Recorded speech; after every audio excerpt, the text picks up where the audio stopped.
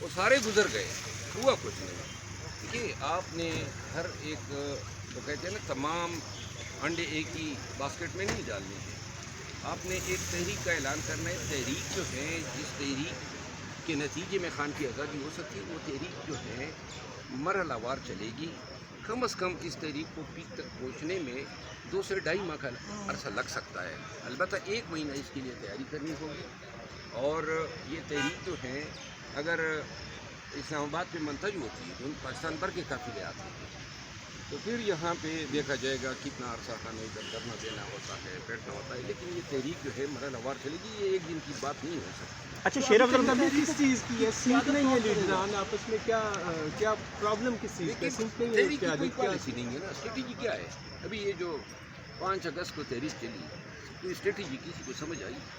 خان نے تو بتایا تھا کہ تحریک چلائے، اب یہ بات ان کی ثوابدید پہ چھوڑ دی تھی کہ یہ اس تحریک کو کس طرح بھی جامہ پہناتے ہیں، کس طرح نتائج حاصل کرتے ہیں۔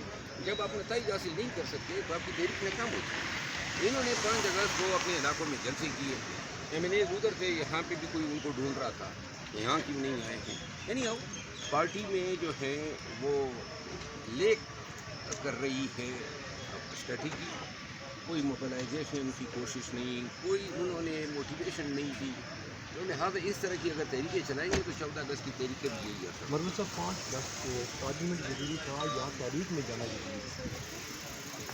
لیکن 5 اگست کو یہ فیصلہ تھا کہ تمام MPs, M N A, senators اپنے حلقوں میں جا کے عوام سے نکالیں گے، تو لہٰذا یہ تو بات نہیں بنتی ہے کہ 5 اگست کو آپ یہاں آ کے اور جو ادھر آئے تھے ان کا کبھی نہیں کریں گے، ان کو اڈیالہ جیل بلایا گیا ہے۔ اس کا مطلب ہے کہ لیڈرشپ کو خود ہی پتہ نہیں ہے کہ اس نے کیا کرنا ہے، اور ڈیوائڈ کیا۔